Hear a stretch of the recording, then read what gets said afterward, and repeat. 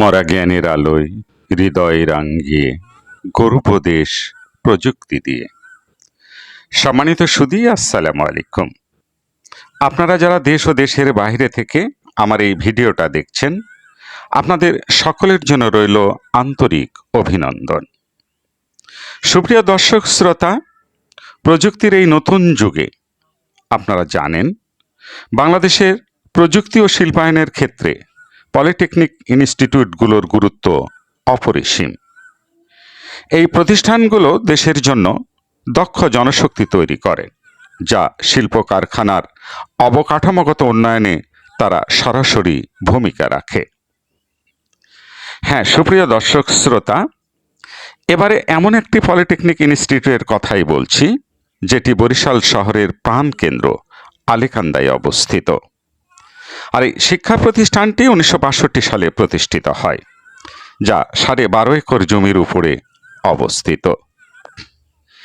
এখানে অনেকগুলো ডিপার্টমেন্ট রয়েছে, যেমন সিভিল, ইলেকট্রিক্যাল, ইলেকট্রনিক্স, পাওয়ার, মেকানিক্যাল, ইলেকট্রোমেডিক্যাল টেকনোলজি এবং ট্যুরিজম অ্যান্ড হসপিটালাইটিস ডিপার্টমেন্ট সহ আরও অন্যান্য ডিপার্টমেন্ট রয়েছে।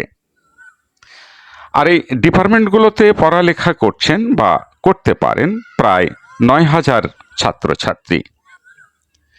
এখানে ছাত্রছাত্রীদের জন্য আলাদা আলাদা হোস্টেলের ব্যবস্থা রয়েছে। ছাত্রদের হোস্টেলের সিট সংখ্যা 800টি, আর ছাত্রীদের হোস্টেলের সিট সংখ্যা 400টি। বরিশাল সরকারি ব্রজমোহন কলেজ বা বিএম কলেজের পরেই প্রতিষ্ঠিত হয় এই সুনামধন্য শিক্ষা প্রতিষ্ঠানটি, যার চারপাশ যেমন সুন্দর তেমন সবুজ শ্যামলে ঘেরা, আর ক্যাম্পাসের ভিতরটা তেমনি সবুজ গাছপালা ও ফুলে ফলে ভরা। যদিও বা আবাসিক ভবনগুলোতে আধুনিকতার তেমন কোনো ছোঁয়া নেই। এছাড়া ভবনগুলো বয়সের ভারে অনেকটাই নিমজ্জিত, তবে এই প্রাচীন স্থাপত্যশৈলী এবং জীর্ণতার মাঝেও এক ধরনের অনন্য সৌন্দর্য খুঁজে পাওয়া যায়, যা নতুন ভবনগুলোতেও খুঁজে পাওয়া যাবে বলে আমার মনে হয় না।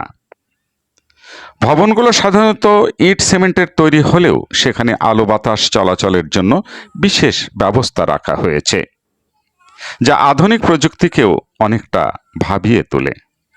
এক কথায় পুরাতনের মাঝে নতুনের অনুভূতি। আজ এই পর্যন্তই, আবারও দেখা হবে অন্য কোথাও অন্য কোনো ভিডিও নিয়ে। আল্লাহ হাফেজ।